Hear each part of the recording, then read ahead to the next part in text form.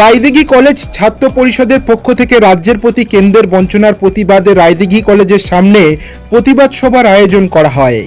এদিন এই প্রতিবাদ সভা থেকে তৃণমূল ছাত্র পরিষদের ছাত্রদের কথাই উঠে আসে গত 27 মার্চ 2025 তারিখে অক্সফোর্ড বিশ্ববিদ্যালয়ের কেলক কলেজে মাননীয় মুখ্যমন্ত্রী মমতা বন্দ্যোপাধ্যায়ের নারী কল্যাণ সম্পর্কে বক্তব্য চলাকালীন এসএফআইয়ের কিছু হারমাত অপ্রাপ্ত রাজনৈতিক ব্যক্তিত্ব ষড়যন্ত্রমূলক শোরগোল তৈরি করা হয়েছে। বঙ্গ বিরোধী ও নারী বিরোধী মানসিকতার বিরুদ্ধে এই ঘৃণ্যতা ঘটনার প্রতিবাদে ও অপদার্থ মোদী সরকারের জনবিরোধী সিদ্ধান্তের বিরুদ্ধে জীবনদায়ী ঔষধের দাম বৃদ্ধির প্রতিবাদে রায়দিঘি কলেজ তৃণমূল ছাত্র পরিষদের পক্ষ থেকে ধিক্কার সভার কর্মসূচির আয়োজন করা হয় শনিবার।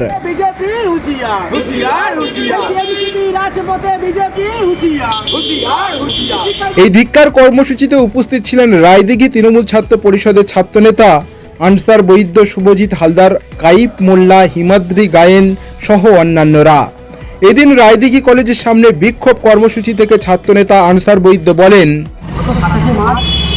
আমরা দেখেছি লন্ডন অক্সফোর্ড বিশ্ববিদ্যালয়ের কেলক কলেজে আমাদের মাননীয় মুখ্যমন্ত্রী মমতা বন্দ্যোপাধ্যায় যখন নারী কল্যাণমূলক বক্তব্য রাখছিলেন, তখন এসএফআই সিপিআইএমের হারমাত বাহিনী এসএফআই বিশৃঙ্খলা সৃষ্টি করার জন্য, মমতা বন্দ্যোপাধ্যায়কে কালিমালিপ্ত করার জন্য তারা এক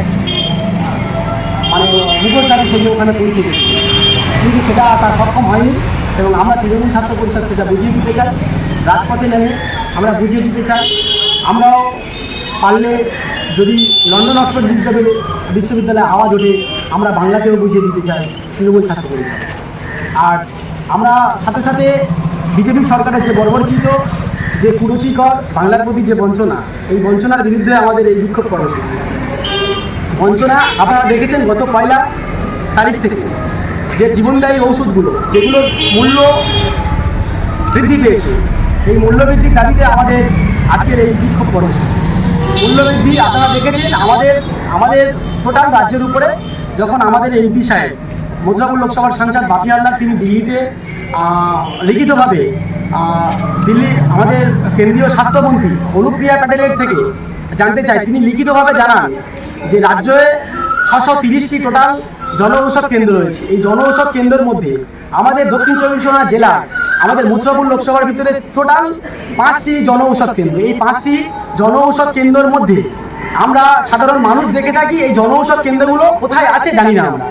তো আমরা মনে করি এটা কেন্দ্র সরকারের ভাওতা ছাড়া কিছু নয়। কেন্দ্র সরকার বাংলাকে লাঞ্ছিত, অপমানিত, যে কোনোভাবে বাংলাকে কুলসিত করা যায়, বাংলার মানুষকে শেষ করা যায়, সেই চক্রান্তে বিজেপি নেমেছে। আমরা এই বিজেপিকে তীব্র ধিক্কার এবং নিন্দা জানাই। সাথে সাথে বিজেপির এক নেতা আমরা দেখেছি যে পশ্চিমবঙ্গে মুখ্যমন্ত্রী হওয়ার স্বপ্ন দেখছে। আমরা তৃণমূল ছাত্র পরিষদ হুঁশিয়ারের সঙ্গে এটা বলতে চাই,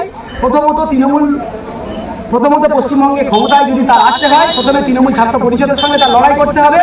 লড়াই করে তার ক্ষমতায় আসতে গেলে আমরা মনে করি সে যদি ক্ষমতায় আসে, তখন ক্ষমতায় আসবে যখন পুকুরে ইলিশ মাছ চাষ হবে আর গরুর গাড়িতে হেডলাইন লাগছে, মেজো খোকা তখনই মুখ্যমন্ত্রী হতে পারে। ঠিক আছে।